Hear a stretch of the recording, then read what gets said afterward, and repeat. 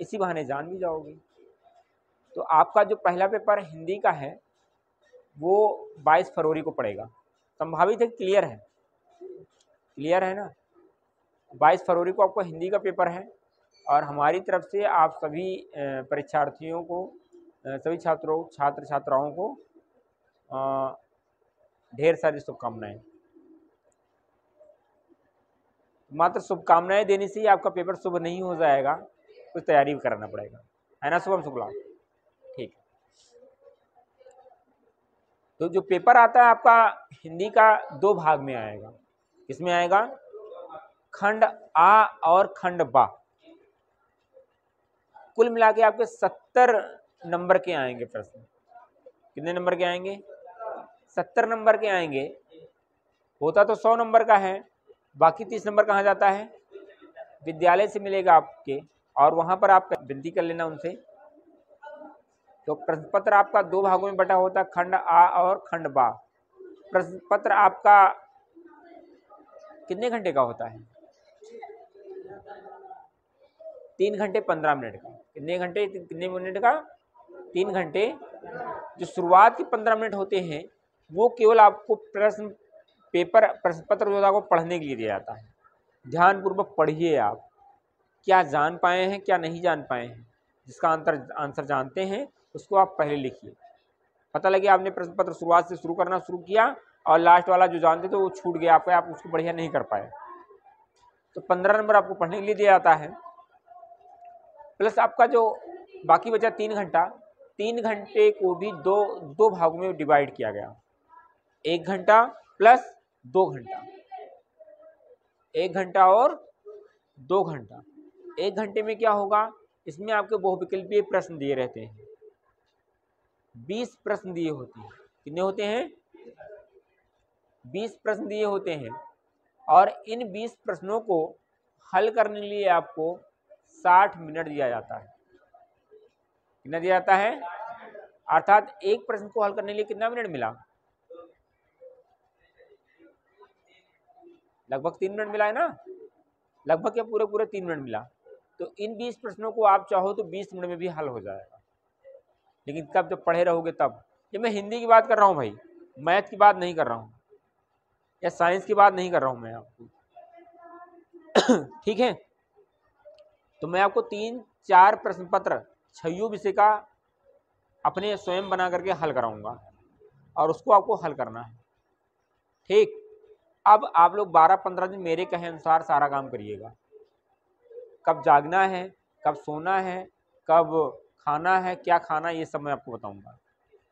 तो पहला प्रश्न पत्र जो हमने बनाया है आपका हिंदी का बनाया है, उसको मैं एक बार देख लेते हैं, है ना। खंड आ में आता है आपका, ये 22 फरवरी के लिए बना है भाई, कि आकाशदीप के लेखक कौन है? आकाशदीप के लेखक कौन है? जयशंकर प्रसाद। इसमें कितना टाइम लगा? 1 मिनट से भी कम में हो गया कि नहीं हो गया?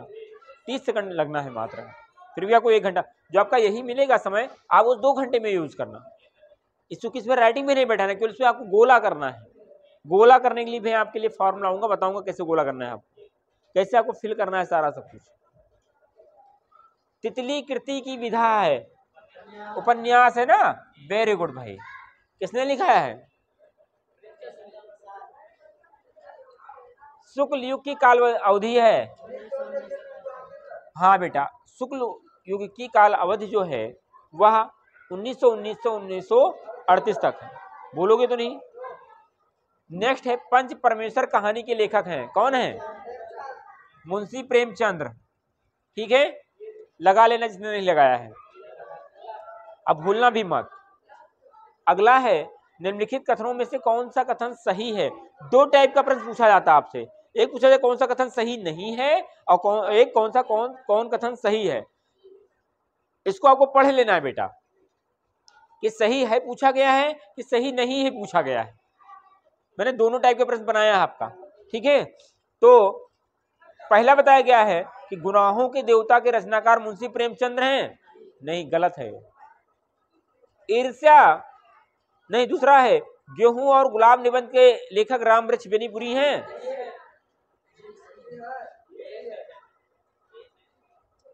अगला पढ़ लेते हैं। ईर्ष्या तू न गई मेरे मन से निबंध के लेखक जयप्रकाश भारती हैं।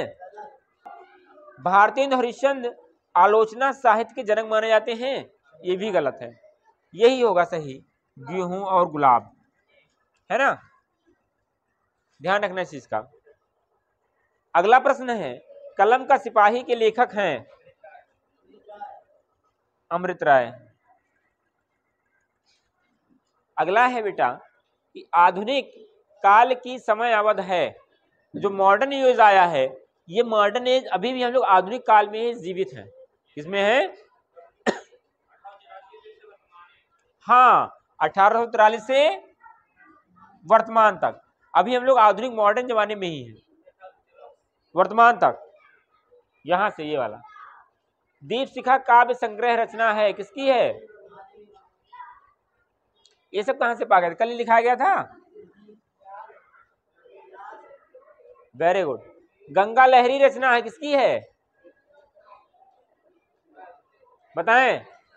मागर की है। कहां से पा गए? कहां पढ़ रहे? निम्न में से रीतकाल की अवधि कौन कौन सी है, कहां से कहां तक है? ठीक है, ये भी सही है। अच्छा ये देखो, राम राम कह राम कह राम राम कह राम, तुन परिहर रघुवर विरह राम गयो सुरधाय। कहा गया राम राम कहते हुए कहा, फिर से राम कहा, राम राम कह राम, राम राम फिर से कहा उन्होंने, तुन परिहर रघुवर विरह, रामचंद्र के विरह में राम गयो सुरधाया, और वो मृतलोक को सुधार गए। करुण रस क्या है? यहीं कहीं बिखर गई वह भग्न विजयमाला सी, उपयुक्त पंक्तियों में कौन सा अलंकार है? बताओ। ये लगा है ना सी, हाँ उसके जैसा, मतलब उसके, है ना, रूपक। समझ में आए? सुनत सुमंगल बैन मन प्रमोद तन पुलक भर, शरद सरोह रूह नयन तुलसी भरे स्नेह जल। इन पंक्तियों के दूसरे और चौथे चरण में कितनी कितनी मात्राएं हैं? 13। शिवा सिंह कहां से मार दिए तुक्का?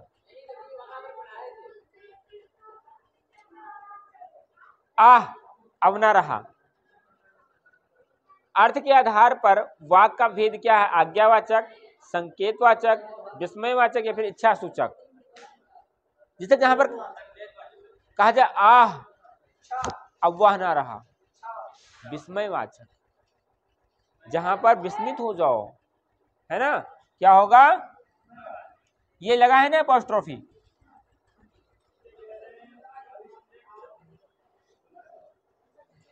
निम्नलिखित में से कौन सा भाव वाचक, ये आप पढ़े नहीं होगे, भाववाच बस present indefinite tense, present continuous tense, present perfect tense, present perfect continuous पढ़े होगे, कैसे जान पाओगे? आओ यहाँ बैठो, आओ वहां बैठा जाए, आओ वहां बैठते हैं। बैठो कोई शब्द नहीं है, बैठो शब्द अगर कहोगे तो थोड़ा अच्छा नहीं लगता। जैसे कहो आओ सर जी बैठो, क्या होगा? जैसे अभी हमसे कहना, हमको कहना है सामने वाले वहां कुर्सी बैठा है, क्या होगा? आओ यहाँ बैठो, आओ यहाँ बैठा जाए, क्या होगा? आओ वहां बैठा जाए। समझ में आया कि नहीं आया? हाँ वेरी गुड। अगला है शाबाश, तुमने बहुत अच्छा कार्य किया, है ना। अगर भेद पूछा है तो क्या होता? इसमें पूछा गया मध्यम पुरुषवाचक सर्वनाम एक वचन कर्ता कारक, निजवाचक सर्वनाम एक वचन कर्ता कारक, मध्यम पुरुषवाचक होगा यहाँ पे। मध्यम पुरुषवाचक सर्वनाम बहुवचन कर्ता कारक या उत्तम पुरुषवाचक सर्वनाम एक वचन कर्ता कारक, ये होगा इसमें।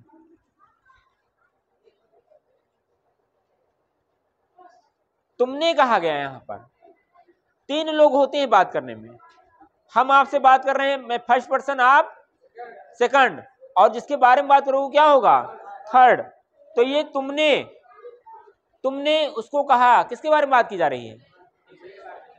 मध्यम पुरुषवाचक। और ये क्या है? किसी के नाम पर है, सर्वनाम, और बहुत अच्छा कार्य किया, एक वचन कर्ता कारक। समझे? 3 लोग होते, प्रथम पुरुष, मध्यम पुरुष और उत्तम पुरुष। प्रथम पुरुष वह कौन होता है? जो वक्ता होता है। मध्यम पुरुष श्रोता, और उत्तम पुरुष जिसके बारे में कहा जाए। अनादर शब्द में कौन सा उपसर्ग लगा है? अन, अनु, आ, बड़ा आ।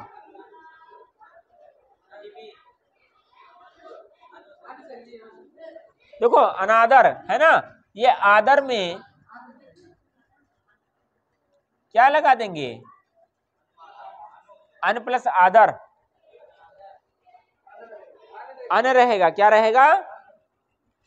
पंचोटी में कौन सा समास है? ध्यान देना, समास जानते हो कि नहीं जानते हो? पढ़े हो? नहीं पढ़े हो? क्या होता है समास? कौन कौन से? द्विगु समास से कहते हैं। नहीं पता है ना, मैं समास पढ़ा दूंगा। फिलहाल ये जान लेना, जिसमें गिनती लगा रहता हो वो द्विगु समास होता है। जैसे इसमें क्या है? पंचवटी, पंच लगा यहाँ पे। पंच मतलब क्या होता है? 5 होता कि नहीं होता है? पंचवटी में कौन सा समास होगा? द्विगु होगा, क्योंकि जहां पर गिनती बताए, संख्या बताए, अंक बताए, वो क्या होगा? द्विगु समास होगा। ठीक है। त्रिनेत्र कौन समास है? द्विगु है ना? त्रिनेत्र से कहा गया, अर्थात शंकर जी को। Very good. निम्नलिखित में से गंगा का पर्यायवाची नहीं है नहीं, नहीं है। कालिंदी, सुरसरता है, ये सही होगा। कौन सा अग्नि का पर्यायवाची नहीं है? अनल, अनिल, पावक, है? जालस तो होता है। अनिल, अब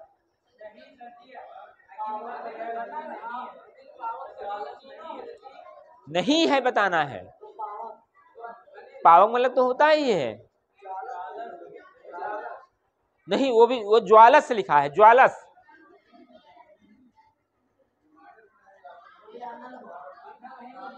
अनिल होगा। अनिल किसका है? हवा का। इसका इतना जान पाए, कोई दिक्कत तो नहीं। अब नेक्स्ट जो आता है आपके किताब में हमने लगा दिया है, एक आप लोग लगा लेना, कुसंग का ज्वर। ये कल हल करके आना। लिखा है कुसंग का ज्वर सबसे भयानक होता है। यह केवल नीत और सद्वृत्ति का ही नाश नहीं करता, बल्कि बुद्धि का भी क्षय करता है। किसका नाश करता है? बुद्धि का भी नाश करता है। किसी युवा पुरुष की संगत यदि बुरी होगी तो वह उसके पैरों में बंधी चक्की के समान होगी, जो उसे दिन दिन औन्नत्य के गड्ढे में गिराती जाएगी, और यदि अच्छी होगी तो सहारा देने वाली बाहु के समान होगी। Page number 19।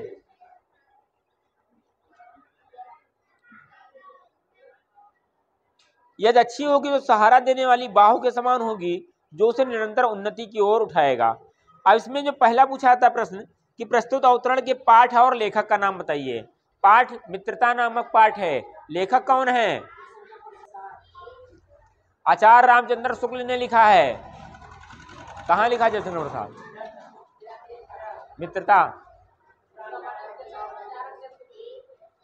आचार्य रामचंद्र शुक्ल जी ने लिखा है, का ही है रामचंद्र शुक्ल। किसने? मित्रता नामक पाठ को लिखा है। ठीक है। और एक क्या है? एक निबंध है। ठीक है बेटा, और यही चीज आपको लिखना है। फिर दूसरा प्रश्न पूछा जाएगा आपसे कि अच्छी अच्छा, दूसरा प्रश्न कहा जाता है कि रेखांकित अंशों की व्याख्या क्या कीजिए। हो सकता है 1-2 लाइन पर इसलिए रहेंगी, तो अन्यथा पूरे लाइन पर हो, तो पूरे पैराग्राफ को आपका अर्थ पता होना चाहिए। ठीक है बेटा। जैसे पहला है कुसंग का ज्वर सबसे भयानक होता है। शुक्ल जी कहते हैं कि बुरी संगत घातक बुखार के समान हानिकारक होती है। जिस तरह कोई व्यक्ति यदि भयानक ज्वर से ग्रसित हो तो वह ज्वर शरीर और स्वास्थ्य को नष्ट कर देता है। अगर आपको फीवर है तो कोई भी दवा आपके काम नहीं आएगी, आपको शरीर से पूरा खोखला कर डालेगी, पूरा आपका शक्ति को क्षय कर डालेगी, हीन कर डालेगी। ठीक है बेटा। द्वितीय रेखांकित का भी है। तीसरा प्रश्न आएगा आपका कि युवा पुरुष के संगीत के बारे में क्या कहा गया है। ठीक है, तो हाँ, युवा पुरुष की बुरी संगत उसे अवनति के गड्ढे में प्रतिदिन गिराती जाएगी और यदि अच्छी होगी तो वह उसे निरंतर उन्नति की ओर अग्रसर करती जाएगी। युवा पुरुष कौन है? आप लोग हैं। कौन है? युवा पुरुष। अगर आपका मित्र आपका अच्छा है तो आपकी संगत कैसी होगी? अच्छी होगी। जैसे मित्र अगर आपका अच्छा है और वो कह रहा है चलो यार पढ़ा जाए, दूसरा मित्र जो बुरा है वो चाहता पढ़े ना तो क्या हो, चलो खेला जाए, बहुत पढ़ा थोड़ा, आज हटाओ कोचिंग नहीं जाएंगे, आज आर्ट है आज हटाओ वहाँ जाओ बैठा रहो। ऐसा नहीं बैठे रहते हो। ये जो आप शनिवार को जो आते हो इस दिन आपको फ्री किया जाता है, आप अपनी बुद्धि का प्रयोग करिए। 6 दिन तो मैं पढ़ाता हूँ, 5 दिन तो मैं पढ़ाता हूँ, आप मेरे दिमाग से चलते हो। हम कहेंगे ये लेसन खोलो तो आप खोल के पढ़ते हो। एक दिन आपको फ्री किया जाता है कि आप अपना दिमाग दिखाओ, क्या जानते हो आप, है ना। ये भी 100 नंबर का आता है। अगर मैथ आपका 100 नंबर का है तो आर्ट भी 100 नंबर का ही है। मैथ में